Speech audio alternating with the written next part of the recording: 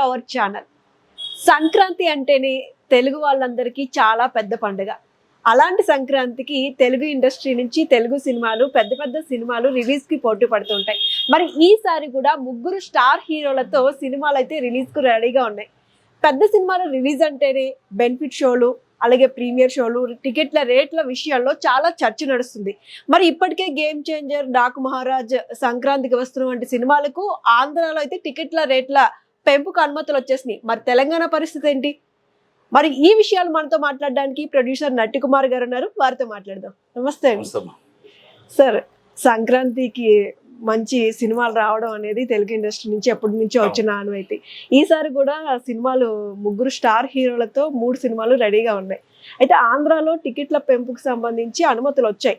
మరి ఇక్కడ తెలంగాణలో పరిస్థితి ఏంటంటారు? అంటే ఆంధ్రాలో పెంపు వచ్చిన కోర్టు వారి వాళ్ళు 14 రోజులు ఇస్తే అది 10 రోజులు కుదిపించారు. ఓకే, రేట్లు కూడా కొంచెం ఆంధ్రాలో కొంచెం ఎక్కువే ఇచ్చారు. అంటే అంత ఇవ్వకూడదు.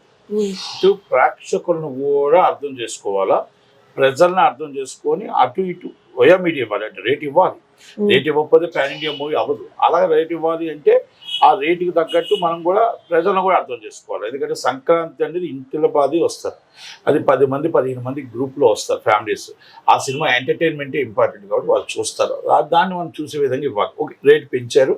ఓకే, కోర్టు వారు వచ్చి ఒక 10 రోజుల దాకా ఇదే రేట్ల మీద ఇచ్చారు. ఓకే, అయిపోయింది. తెలంగాణలో రేట్లు ఇవ్వకపోవడానికి ఓకే, గతంలో జరిగిన ఒక చిన్న దురదృష్టకర ఘటన. ఆ ఘటనలో రేట్లు పెరగడం వల్ల లేకపోతే బెనిఫిట్స్ ఇవ్వడం వల్ల ఆ ఘోరం జరగలేదు. తొక్కుసలాట్లో జరిగిన ఘోరం అనుకోకుండా సెక్యూరిటీ ప్రాబ్లంలో అది కొన్ని విషయాల్లో జరిగింది. అది మనం దానిలోకి వెళ్ళట్లేదు. అయితే దాంట్లో కొంతమంది హీరో ఫ్యాన్స్ అవ్వచ్చు, లేకపోతే ప్రతిపక్ష నాయకులు కేటీఆర్ గారు అవ్వచ్చు, వీళ్ళందరూ గవర్నమెంట్ని పాపం మంచి చేస్తే వాళ్ళని ట్రోల్ చేయడం మొదలుపెట్టారు. కేటీఆర్ గారు అయితే ఫస్ట్ రేవంత్ రెడ్డి గారు ట్రోల్ చేయడం మొదలు పెడుతున్నప్పుడు ఆయనకు బాధ అనిపించింది. ఇండస్ట్రీలో ఎంతమంది ఉన్నారు, ఇంతమంది అంతమంది ఉన్నారు, నేను మంచి చేసిన వాళ్ళకి ఇండస్ట్రీకి గ్లోబల్ మార్కెట్గా మరి వరల్డ్ హబ్గా ఉండాలనుకున్నాను. వాళ్ళకి బెనిఫిట్స్ ఇచ్చాను, రేట్లు ఇచ్చాను, అన్నీ ఇచ్చాను. ఇస్తే కూడా ఎంతమంది నన్ను ట్రోల్ చేస్తుంటే సినిమా వాళ్ళు ఒక్కరూ పట్టించుకోలేదు, ఒక్కరూ ఖండించలేదు. నేను పార్టీ పోస్ట్ ఇచ్చిన దిల్ రాజు గారు కూడా పట్టించుకోలేదు, చైర్మన్ గారు కూడా పట్టించుకోలేదు అన్న ఒక ఫీలింగ్లో ఇక గవర్నమెంట్ ఉంది. ఆ గవర్నమెంట్ ఉన్నప్పుడు ఆ అభివృద్ధి ఓవైసీ గారు ఏదో అసెంబ్లీలో అడిగేటప్పుడు దానికి సమాధానం చెప్తూ నేను సీఎంగా ఉన్నంత వరకు ఎట్టి బస్సు రేట్లు ఇవ్వను అన్నాను. దానికోసం మళ్ళీ అందరూ వెళ్ళడం జరిగింది, ఏదో అయిపోయింది, అంత మాట్లాడడం జరిగింది.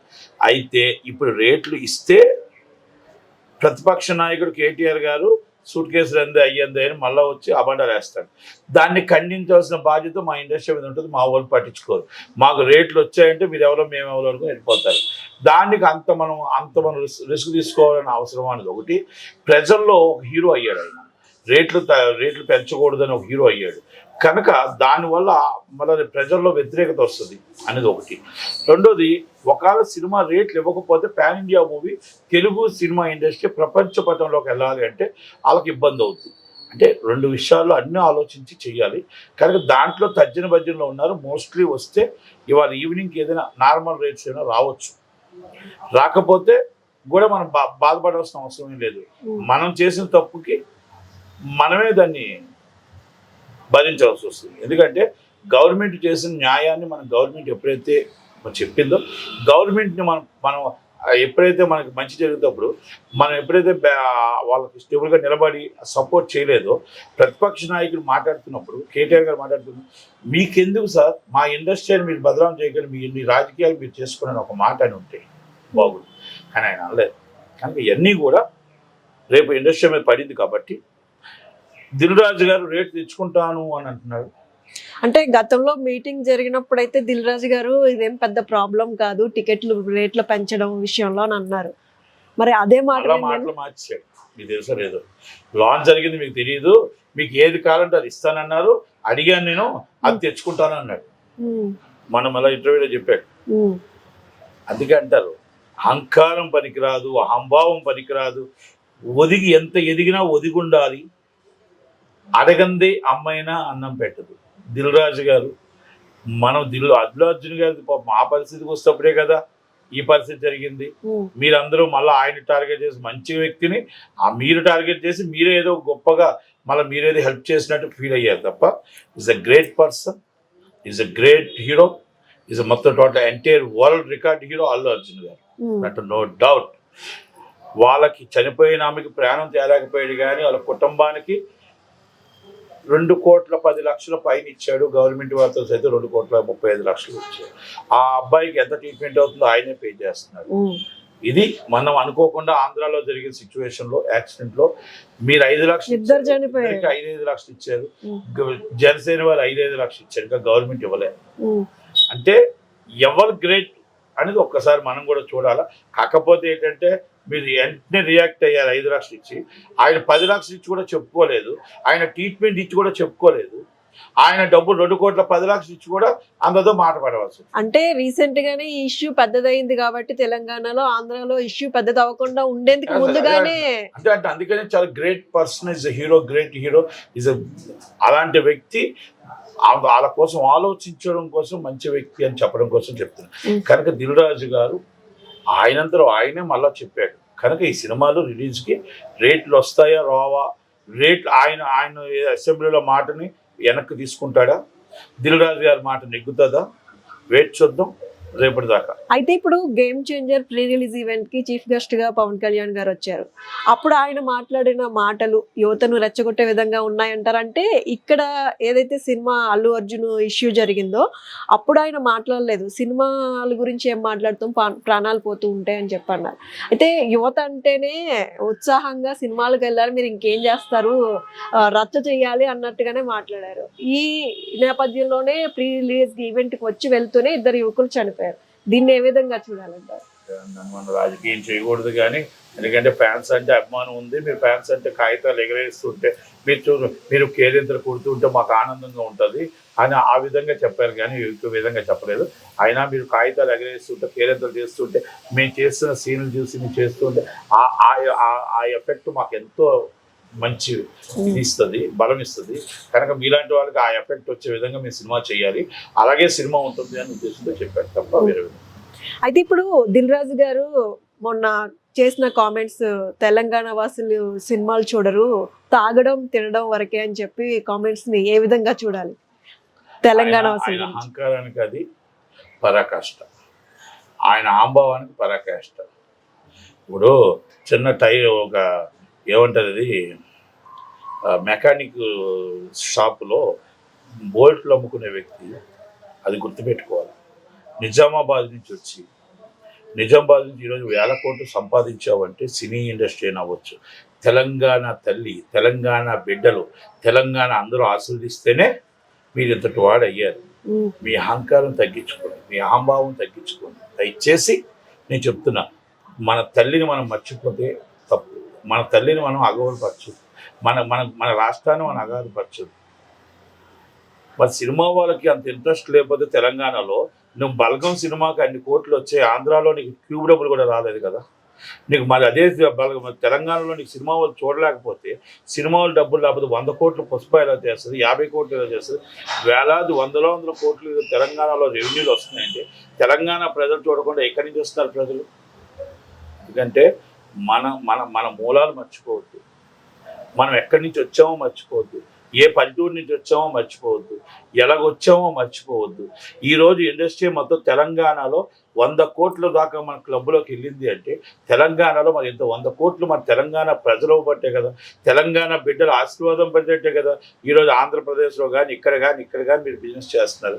ఆంధ్రప్రదేశ్ కోసం అని మీరు తెలంగాణ బిడ్డలను అవమానించకూడదు. బేషత్తుగా మీరు క్షమాపణ చెప్పకపోతే 100% ఇది కరెక్ట్ కాదు. నేను ఏ రాష్ట్రంలో ఉంది, నేను 35 సంవత్సరాలు అయింది ఇక్కడ తెలంగాణ అంటే నాకు ప్రాణం, ఆంధ్ర అంటే కూడా నాకు 2 కళ్ళు, అంటే నాకు 2 ప్రాణాలు. కానీ ఇక్కడ ఉన్న వాళ్ళు బిడ్డలు చాలా మంచి వాళ్ళు. తెలంగాణలో ఉన్న వాళ్ళందరూ అంటే 10 మందికి హెల్ప్ చేసేవాళ్ళే తప్ప హానికరం చేసేవాళ్ళు కాదు. ఇప్పుడు వాళ్ళు ఏమంటారంటే మా కళ్ళు తాగడం, మటన్ తినడం అనేది వాళ్ళకి అది పండగల్లో అవి వచ్చేవి, మనం తింటాంగా. ఇప్పుడు మేము అక్కడ ఆంధ్రాలో తాగమా మనతో అవుతారు, అన్ని తింటాం, అందరం చేస్తారు.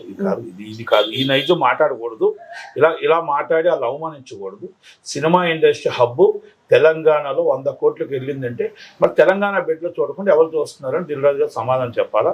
దిల్ రాజు గారు ఏ మాటలో ఏ సందర్భంలో అన్నారో తెలియదు, కానీ దాన్ని తెలంగాణ ప్రజలకి తెలంగాణ వాళ్ళకి క్షమాపణ చెప్పకపోతే 100% నువ్వు తెలంగాణ తల్లిని మన తల్లిదండ్రులను అవమానించినట్టు మాత్రం నేను చెప్పను. అయితే తెలుగు ఇండస్ట్రీలో పెద్ద హీరోల మధ్య కానీ పెద్ద ప్రొడ్యూసర్ల మధ్య కానీ సఖ్యత లోపించిందంటారా? ఉంటుంది కామన్, ఎవరి యుగోరాలకు ఉంటాయి. వీళ్ళ సినిమా హిట్ అవ్వాలని 6 సినిమా హిట్ అవ్వాలని వీళ్ళు ఇండైరెక్ట్గా బయటకు అందరూ ఒకటే అంటారు, కానీ లోపల ఉంటూనే ఉంటాయి. ఇప్పుడు మళ్ళీ 11వ తారీఖు నాడు 20 నిమిషాలు పెంచారు పుష్ప సినిమా, అందుకే కోసం అంటారు. ఆయన అంటారు నాకు నా సినిమా 20 నిమిషాలు పెరిగించింది, నా థియేటర్ నేను వేసుకుంటాను కానీ నా థియేటర్లో కాదు కదా, ఇది దీంట్లో హీరోల మధ్యన గొడవ ఏంటి, ప్రొడ్యూసర్ కదా గొడవ, ప్రొడ్యూసర్ నేనున్నాను కదా అని ఆయన అనుకుంటారు. అయితే ఫీలింగ్ అవుతుంది. అంటే ఇప్పుడు ఫ్రెష్ గా రిలీజ్ అవుతున్న ఈ సినిమాలు సంక్రాంతికి పుష్ప 2కి మళ్ళీ 20 minutes పెంచి మళ్ళీ సంక్రాంతికి థియేటర్స్ లో ఇవ్వాల్సిన అవసరం ఏమొచ్చింది? కలెక్షన్స్ బాగున్నాయి కదా, వెరీ గుడ్ కలెక్షన్స్. కలెక్షన్స్ లో చాలా మంది రెంట్స్ అని డెఫిసిట్ రాకుండా ఉన్నాయి. ఉన్నప్పుడు సినిమా వాళ్ళ థియేటర్ వాళ్ళు రన్ చేస్తారు, ఎక్స్ట్రా థియేటర్ వేయట్లేదు కదా, వాళ్ళ థియేటర్ వాళ్ళు రన్ చేస్తున్నారు. అది కూడా తీసిమంటే ఎలా? ఆడుతున్న సినిమాని తీయమనే హక్కు ఎవరికి లేదు. ఆడలేని సినిమాని మనం తీసేమనే హక్కు ఉంది, కానీ ఆడుతున్న సినిమా తీసే హక్కు ఎవరికి లేదు. అది మైత్రి రవి గారికి దిల్ రాజు గారికి ఇష్యూ తప్ప హీరోలకు సంబంధం లేదు. అయితే game changer pre release event రాజమండ్రిలో జరిగింది. రేపు డాక్ మహారాజు బాలకృష్ణ గారి మూవీ కూడా అనంతపురంలో జరుగుతుంది. అంటే తెలంగాణ నుంచి సినీ ఇండస్ట్రీ ఏదైనా ఆంధ్రాకి మూవ్ అయ్యే ఛాన్స్ ఉందా? ఎట్టి పరిస్థితుల్లో ఇక్కడ తెలంగాణ ఇక్కడే హబ్, ఐటీ హబ్ అవ్వచ్చు. తెలంగాణ సినిమా ఇండస్ట్రీ హబ్ ఇక్కడే ఉంటుంది. అక్కడ కూడా 30-40% షూటింగ్ చేయాలి, అక్కడే ఇన్ఫ్రాస్ట్రక్చర్ పెట్టాలి, అక్కడ కూడా ఎంప్లాయ్మెంట్ రావాలి, ఇక్కడ రావాలి. 2 రాష్ట్రాల్లో ఉంటుంది తప్ప ఒక రాష్ట్రంలో ఎవరో వచ్చామంటే వెళ్ళిపోవడానికి రాత్రి పెట్టిబేట సర్దుకోవడానికి ఏం కాదు. కానీ అది 1981లో రమ్మని చెప్తే చెన్నై నుంచి ఇక్కడ మేము వచ్చేటప్పుడు 2002 అయింది. 2001 సెటిల్డ్ ఇది పూర్తిగా. అయితే గత ప్రభుత్వంలో ఆంధ్రాలో టికెట్ల రేట్ల పెంపుని అసలు ఒప్పుకోలేదు ప్రభుత్వం. కానీ ఇప్పుడు మళ్ళీ ఎన్డీఏ ప్రభుత్వం వచ్చినాక కూటమి ప్రభుత్వం టికెట్లు పెంచుకోవడానికి ఛాన్స్ ఇచ్చింది. రీజన్ ఏంటంటారు? రీజన్ ఏముండదు. చంద్రబాబు నాయుడు గారు సినిమాలు అంటే ప్రాణం. సినిమాలు మీరు మొత్తం 10,000 టికెట్ అడిగినా వస్తారు. అక్కడ పేద ప్రజలు ఉన్నారా, అక్కడ వాళ్ళు మొత్తం టోటల్గా వాళ్ళు ఏమైపోతారా, వాళ్ళు ఎవరు అనవసరం. సినిమా వాళ్ళు 10,000 టికెట్ అడిగినా 24 గంటలు షో వేసుకోమని కూడా వేస్తాడు. సినిమా వాళ్ళు అంటే అంత ప్రాణం అయింది ఆయన. మాకు సినిమా వాళ్ళు అంటే ఆయనకి ఆ రేట్ ఇచ్చేటప్పుడు అసలు పేద ప్రజలకు ఎలాగెళ్తారు సినిమాకి, ఆ ఇంటి బాధ మన ఇస్తున్న పెన్షన్ ఏంటి, మన అమ్మఒడి ఏంటి, మహాలక్ష్మి పథకం ఇవ్వలేదు కదా, అసలు మనం చేస్తున్న ఏమి ఇవ్వలేదు కదా, ఇవ్వకుండానే ఈరోజు ఆ ప్రజల మీద మన పండగ భాగం పడి, పండగ అంటేనే ఎంటర్టైన్మెంట్ కదా, ఆ ఎంటర్టైన్మెంట్లో సినిమా ఎంటర్టైన్మెంట్ ఒక భాగం కదా, ఆ భాగంలో 10 మంది ఇంటి పాలకి సినిమాకి వెళ్ళాలి కదా, 400 టికెట్ వెళ్ళగలుగుతారా లేదని ఆలోచిస్తే బాగుంటుంది. ఆలోచించకుండా మేము కార్పొరేట్ కంపెనీలకి సినిమా వాళ్ళకే వత్తాసు పలుకుతామంటే ప్రజల్ని మీరు దూరం అవుతారని మాత్రం గుర్తుపెట్టుకోవాలి. గతంలో జగన్మోహన్ రెడ్డి గారు రేట్ల విషయంలో చిన్నవాళ్ళని పెద్దవాళ్ళని వాళ్ళందరినీ చూశారు. మీరు ఇప్పుడు 4-5 చూస్తున్నారు. అంటే మాకు 5 కార్పొరేట్ కంపెనీలు తక్కువ టై చేసుకున్నారు, మాకు గొప్ప వాళ్ళు, మామూలుగా గేటు కింద ఉండే కార్యకర్త కూడా మాకు అవసరం లేదు అనే టైప్లో చేస్తారు. అంటే ఉదాహరణ చెప్పుకుంటూ చిన్న నిర్మాత మాకు అవసరం లేదు, ఎవరు అవసరం లేదు, is 5-6 members is great members మాకు హీరోస్, వాళ్ళే మాకు ఏం చెప్తే అదే వేదం అనుకుంటే కంపల్సరీ 2029లో జనాలు దానికి సమాధానం చెప్తారు. అయితే ఇప్పుడు తెలుగు ఇండస్ట్రీ సినిమాల్లో ప్రీ రిలీజ్ ఈవెంట్స్ కానీ మూవీస్ విషయానికి వస్తే ఆంధ్ర పొలిటికల్ లీడర్స్ ని ఇన్వాల్వ్ చేస్తున్నారు. అంటే పవన్ కళ్యాణ్ గారు ఆల్రెడీ సినిమా ఇండస్ట్రీ ఆయన కాబట్టి ప్రీ రిలీజ్ ఈవెంట్ కి ఆయన వచ్చారు. ఇప్పుడు బాలకృష్ణ గారు సినిమా ప్రీ రిలీజ్ ఈవెంట్ కి లోకేష్ గారు చీఫ్ గెస్ట్ గా వస్తున్నారు. అంటే ఇక్కడ తెలంగాణలో ఎందుకు పొలిటికల్ లీడర్స్ ని కొంచెం పక్కన పెడుతున్నారని అనిపిస్తుందా? ఇక్కడ పొలిటికల్ లీడర్స్ పక్కన పెడితే సినిమాని కూడా పక్కన పెడతారు. తెలంగాణ ప్రజలు చాలా తెలివైన వాళ్ళు, అదేనేం కాదు. కానీ కాకపోతే ఆంధ్రాలో కొంచెం ఎక్కువగా చేద్దాం అనుకుంటున్నారేమో, నాకైతే ఐడియా లేదు. తెలంగాణలో దూరం పెడితే తెలంగాణ ప్రజలు చాలా విజ్ఞులు, అంతగానే దూరం పెడతారు. మనమేమి తెలంగాణ బిడ్డలు మనం తక్కువ చేసుకోవద్దు. రేపు వచ్చే మూవీస్ లో ఏది హిట్ కొట్టబోతుందని మీ అభిప్రాయం? 3 సినిమాలు హిట్ అవ్వాలనే కోరుకుంటున్నాం, 3 సినిమాలు బాగుండాలనే కోరుకుంటున్నాం. Okay, thank you so much అండి, చాలా చక్కగా చెప్పారు. అంటే మనకి చాలా డౌట్స్ ఉంటాయి సినిమాల విషయంలో, వీటన్నిటిని కూడా ఎప్పటికప్పుడు మీరు క్లియర్ చేస్తూ ఉంటారు. థ్యాంక్ యూ సో మచ్ అండి.